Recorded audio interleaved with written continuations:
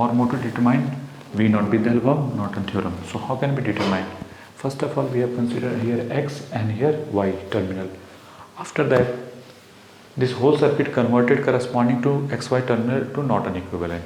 Okay, so whole circuit converted Norton equivalent corresponding to XY terminal. Okay, means like this one.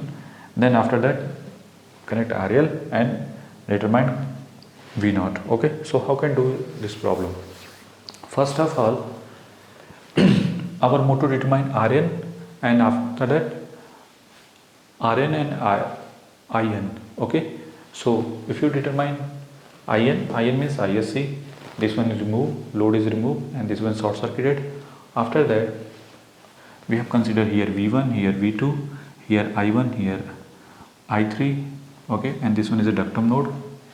Okay, now V2 minus V1, this is equal to 2k Ix, and Ix is also written as V1 minus 0 divided by 2k, and we got value V1. Okay, so V2 is equal to 2 times V1. After that, apply KCL at that node. I1 plus I2 this is equal to I3. Okay, and 3 this is equal to I3 plus Ix. 3 this is equal to I3 plus Ix. Okay, I3 is also written as I1 plus I2, I1 plus Ix. Okay, I3 is written as I1 plus Ix. Clear or not? I3 is written as I1 plus Ix. Clear? And this one is ISC. Basically, here I1, here Ix. So, and that is ISC. Silly mistake. Okay, but answer is correct. Okay, sometime. Now our mode to determine V naught with the help of Norton theorem. So how can we determine? First of all, that is load resistance because of parallel to V naught, that's why. So V naught remove. After that, we have considered that is X and here Y. So whole circuit converted into Norton equivalent corresponding to this, like this one, XY terminal. After that, RL is connected here parallel to RL, then determine V naught. Okay, so how can do it? First of all, determine IN and after that RN. So how can determine IN is basically that is ISC. So first of all, if this one is removed, then that is short circuit current ISC. Okay, now we have considered that is a ductum node, and here V1, here V2, here I1, here Ix already given, that is I3, here ISC, here 3 milliampere. Okay, now V2 minus V1 this is equal to 2k Ix, and Ix is V1 minus 0 divided by 2k. Put this value and we got relation between V1 and V2. V2 is 2 times V1. Clear? Now next circuit is apply KCL at that node. 3 ampere this is equal to ISC plus I3,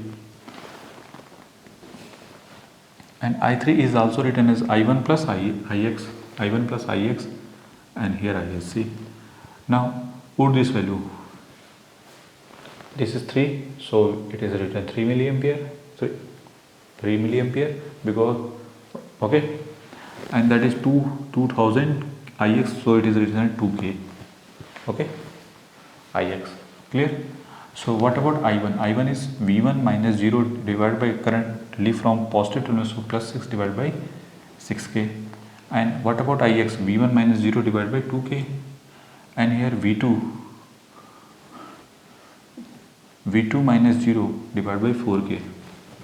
After solving this, we got that is LCM is 12. So 12 into 3, that is 36k. 36k into milli. So finally 36 volt. Okay, that is 2 V1 here 12, here 6 V1, here 3 V2 because of LCM is 12. That's why. Okay, R multiply by 12 in both. Okay, then that is 36, and that is 2k, and that is 12, and here 6, and here 3. Okay, after that, solving this, 2v1 plus 6, that is 8, and Okay, and that is 3v2. 3v2 means 2 times v1. 3 into 2, 6v1. So 6 plus 8, that is 14v1. 14v1 is equal to 36 minus 12, that is 24. Okay, so what about v1? v1 is 24 divided by 7. Sorry, 24 by 7, or you can say that 12 divided by 24 divided by 14, so 12 divided by 7.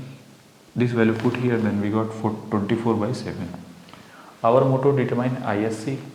ISC is V2 minus 0 divided by 4k. V2 is 24 by 7, and what about resistance? That is 4k. So 4 put this value, and we got 6 by 7. 6 by 7 milliampere. Okay, clear or not? After that, our next target is RTH, or you can say RN. How can determine RN? RN means all independent source reduced to be 0. First of all, this is short circuit, that is open circuit. Short, here open, and after that making all circuit corresponding this one.